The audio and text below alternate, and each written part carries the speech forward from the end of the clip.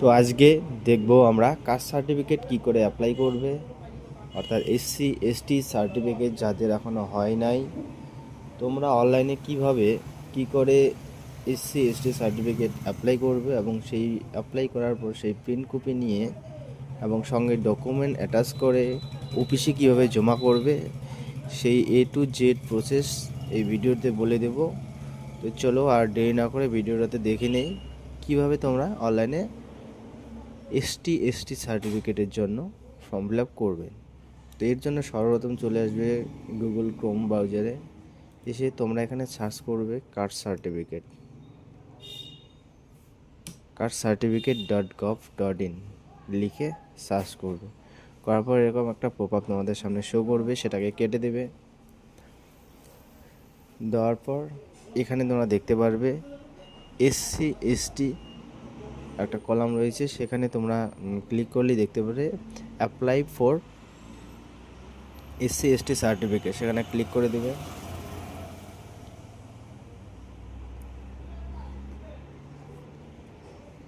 দেওয়ার পর তোমাদের ফর্মটা কিন্তু খুলে যাবে। এই হচ্ছে ফর্ম, এটাকে তোমাদের অনলাইনে ফিল আপ করতে হবে। তো চলো ফটাফট ফর্মটা ফিল আপ করে নিই। তোমাদের ডিস্ট্রিক্ট, এখান থেকে ডিস্ট্রিক্ট সিলেক্ট করে নেবে, তোমাদের যে ডিস্ট্রিক্ট সেটা সিলেক্ট করে নেবে। তারপর সাব ডিভিশন সেটা সিলেক্ট করে নেবে। নেওয়ার পর তোমাদের যদি যে এরিয়ার মধ্যে থাকো সেটা যদি ব্লকের আন্ডারে পড়ে তাহলে ব্লক সিলেক্ট করবে, আর যদি মিউনিসিপ্যালিটির আন্ডারে পড়ে তাহলে মিউনিসিপ্যালিটি সিলেক্ট করবে। আমাদের ক্ষেত্রে ব্লক, তো আমি ব্লক সিলেক্ট করে নিচ্ছি। তারপর কোন ব্লকের আন্ডারে পড়ছে সেটা সিলেক্ট করে নেব। নেওয়ার পর এখান থেকে আমাদের জিপি সিলেক্ট করে নিতে হবে, তো আমরা জিপি সিলেক্ট করে নেব। তো তোমাদের যে যে জিপি ব্লক হবে সেটা কিন্তু ফিল আপ করে নেবে এখানে।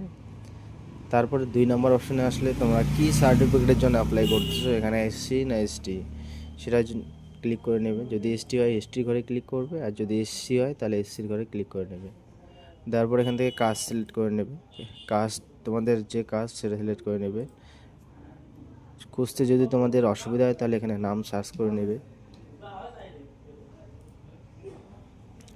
নেওয়ার পর এখান থেকে নাম তোমরা দিয়ে দিবে, ভালো করে নামটা দিয়ে দিবে।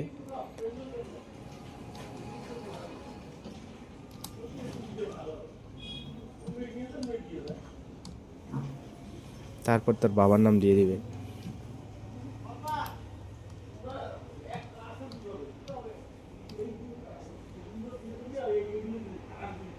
আদার্স নাম ক্লিক করে দেবে। তারপর মোবাইল নাম্বারটা দিয়ে দেবে।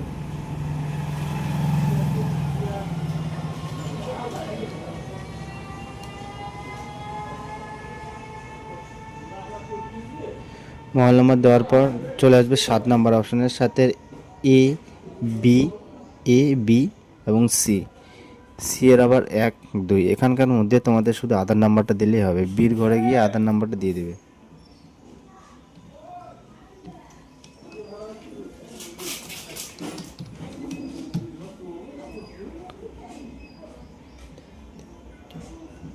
এখানে আধার কার্ড নাম্বারটা দিয়ে দিবে। তারপর 8 নাম্বার অপশন চলে আসবে। 8 নাম্বার অপশনে আসলে প্লেস অফ বার্থ, যেখানে তোমাদের জন্ম সেখানে ওয়েস্ট বেঙ্গলের মধ্যে। তারপর সেখান থেকে সিলেক্ট করবে ডিস্ট্রিক্ট, কোন ডিস্ট্রিক্টের আন্ডারে তুমি বলছো সেখান থেকে ডিস্ট্রিক্ট সিলেক্ট করে নেবে। তারপর পুলিশ স্টেশন সিলেক্ট করে নেবে এবং ভিলেজ।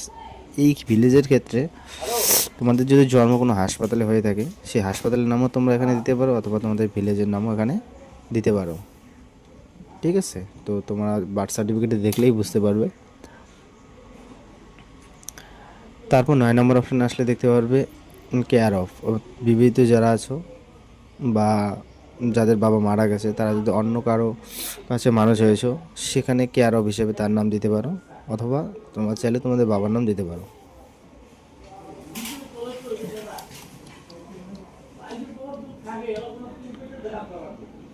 দেওয়ার পর এখান থেকে ওয়েস্ট বেঙ্গল তোমার সিলেক্ট করাই থাকবে, ডিস্ট্রিক্ট সিলেক্ট করাই থাকবে। তারপর পুলিশ স্টেশন আবার সিলেক্ট করে নেবে। নেওয়ার পর এখান থেকে জিপির নাম তোমাদের হাতে লিখে দিতে হবে।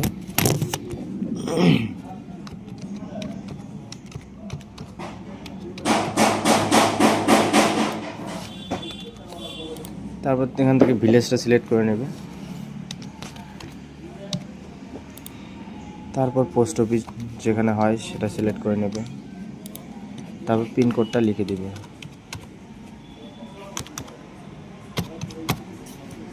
দেওয়ার পর এবার প্রেজেন্ট অ্যাড্রেস আর পার্মানেন্ট অ্যাড্রেস যদি একই হয় তাহলে ইজি ক্লিক করবে, আর যদি আলাদা হয় তাহলে নই ক্লিক করে আবার এই ফর্মটা ফিল আপ করে দেবে। তো আমার ক্ষেত্রে একই আছে তাই আমি ইয়েস করে দিলাম। তারপরে রিলিজিয়নের ক্ষেত্রে তোমরা হিন্দু দিয়ে দিবে, আর তোমরা যদি মুসলিম হও মুসলিম, খ্রিস্টান হলে খ্রিস্টান দিতে পারবো। জেন্ডার তোমরা এখান থেকে সিলেক্ট করে নেবে, ঠিক আছে। তারপর 13 নম্বর, যেটা মোস্ট ইম্পর্টেন্ট একটা পার্ট, সেই 13 নম্বর অপশনে তোমরা সার্টিফিকেট হোল্ডার্স নেম, এখানে তোমাদের সার্টিফিকেটের নাম অর্থাৎ তোমাদের বংশে অর্থাৎ রক্তের সম্পর্কে যদি কারো এসসি সার্টিফিকেট থাকে সেক্ষেত্রে এসসি সার্টিফিকেটের নাম এখানে দিয়ে দেবে, যার আছে তার নাম। তারপরে এখানে দিয়ে দেবে সেই সার্টিফিকেটের নাম্বার। তারপর সার্টিফিকেট ইস্যু ডেট, সার্টিফিকেটেই দেওয়া থাকবে। তারপর দিতে হবে রিলেশন উইথ অ্যাপ্লিক্যান্ট, অর্থাৎ অ্যাপ্লিক্যান্টের সঙ্গে তার কী সম্পর্ক সেটা এখানে লিখে দেবে। আর সেখানে ইস্যু অথরিটি আর এসসি সার্টিফিকেট কোথা থেকে তোমাদের ইস্যু করা সেটা এখান থেকে দিতে হবে। তো আমি ফটাফট ফিল আপ করে নিচ্ছি, দাঁড়াও। 14 নম্বর যে কলামটা আছে সেখানে সব কলামে এনএ দিয়ে দিবে। তারপর সেভ অ্যান্ড কন্টিনিউ অপশনে ক্লিক করে দেবে, দিলেই কিন্তু তোমাদের কাছে আরেকটা নতুন পেজ চলে আসবে। তারপর এখান থেকে চুজ ফাইলে ক্লিক করে একটা ফটো আপলোড দিয়ে দেবে। তারপর নিচের দিকে এসে ক্যাপচারটা ফিল আপ করে দেবে। যদি ক্যাপচারটা তোমাদের বুঝতে অসুবিধা হয় তাহলে রিফ্রেশ বাটন আছে পাশেই, সেখানে রিফ্রেশ করে নেবে।